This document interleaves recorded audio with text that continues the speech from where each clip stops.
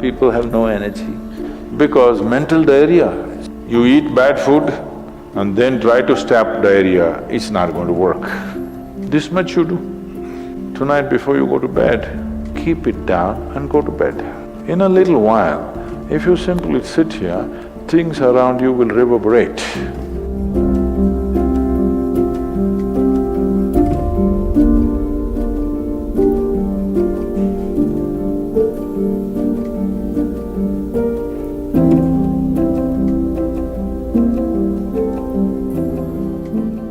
Is it possible to do it without using specific mudras, whatever? Yes. These are all small help, little assistance. You don't see a Shiva or a Krishna holding mudra and sitting like this, simply intense. Nor will you ever see me sitting like this. No, you will not see me practicing Shambhavi or this or that. If I just close my eyes for 20 seconds, I'm done. I'm ready for the day. So, this is all good help. But is it the only way to do it? No. You can simply sit. If you learn to simply sit, you'll become tremendously intense.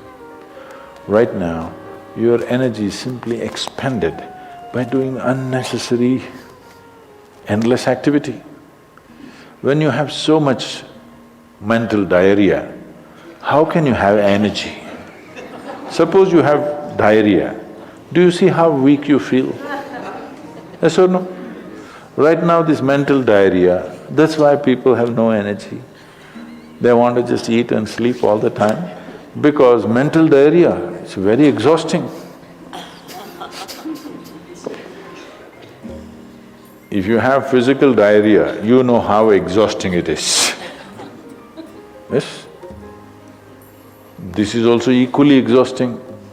People are sleeping 8 hours, 10 hours a day, not because they're working so much or their body is in such a bad state, it's just mental diarrhea. If you stop the mental diarrhea, there's enough energy to make this very, very intense. Now how do I stop mental diarrhea? If you have diarrhea, physical diarrhea, what is the first thing to do? Huh? What?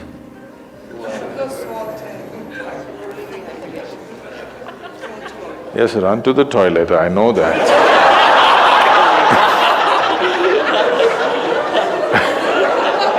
I'm saying as a corrective measure, what's the first thing you do?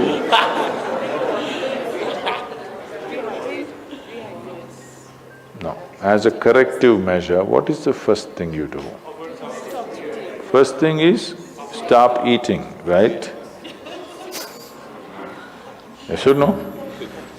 But diarrhea means in some way we've eaten something that the body doesn't want. It's trying to throw it out. Yes? You've taken something inside which the body doesn't like, it wants to throw it out. First thing is, stay away from food for some time. You eat bad food and then try to stop diarrhea, it's not going to work. So similarly, bad food for the mind is just this. You have gotten identified with things that you are not. The moment you get identified with things that you are not, mental diarrhea is inevitable. It's bad food for the mind. Now it will run endlessly, do what you want. You do any damn meditation, you say Shiva, Rama, it's not going to stop. It's not stopped, isn't it? Because bad food is being eaten every day, you're getting identified with more and more things and you want to stop your mind, you do whatever kind of circus, it is not going to stop. If you disidentify with everything, if you understand what is you and what is not you, If you keep a little distance from that, mind will become still. If you want, you can use it, otherwise you can keep it. Now my hand is there, if I want I can move it, otherwise I can keep it. This is a useful hand. Suppose it starts jumping like this. You clearly know there is some kind of an ailment, isn't it? Yes or no? So if hand is jumping, you know it's an ailment. If mind is jumping, is it an ailment or no? The ailment has come because continuous wrong diet.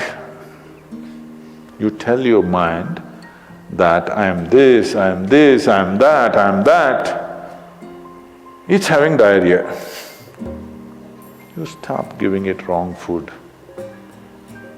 If you clearly see what… even if you do not know what is me, at least you know what is not me, isn't it?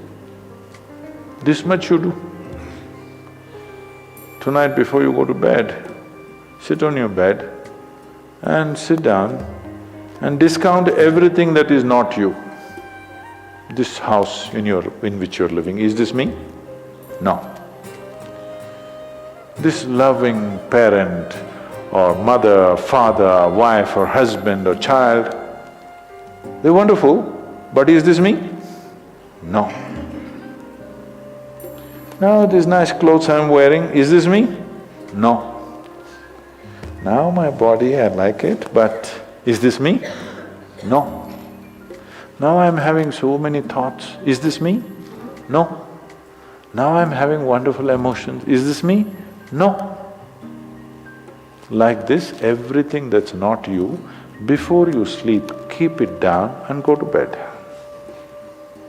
Tomorrow morning, you will wake up considerably more intense than today. Every day you do it. In a little while, if you simply sit here, things around you will reverberate. Really. So I was in… a few years ago, couple of years ago, I was in America and this is a very typically American question. This lady comes up to me and she's very angry. I've been doing this yoga for last 35 years, nothing happened. But you went and just sat on a rock and things happened to you. This is not fair. Where is that damn rock?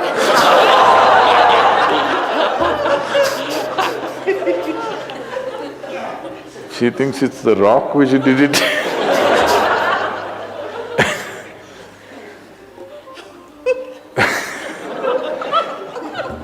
The only sadhana that I did in my life is, right from my very early age, though I was very actively involved with everybody around me, I never identified myself with my parents or my siblings or my endless number of friends or the society or the religion or the country or anything around me. Never identified. Not that I was not involved, I was very involved, very active. Even today I'm very active and involved, but not identified. If you don't identify with anything, there is enough energy in this to become intense. See, I want you to understand, your life energy right now in this body, how many things it's doing here as you're sitting here? Hello, do you know the complexity of activity it is doing? Every cell in the body, your liver, your kidney, your damn spleen and all kinds of stupid things that we cannot even figure even today. Yes? Just see as you sit here, how many things this energy is doing. Obviously it must be intense to do all this. You are not able to experience it because of diarrhea. When you have diarrhea, that's how you feel, isn't it? Yes or no? So that's how it is. Stop the diarrhea. Stop eating bad food, diarrhea will stop. Once diarrhea stops, there's enough energy in this to sit here and reverberate in a very intense way.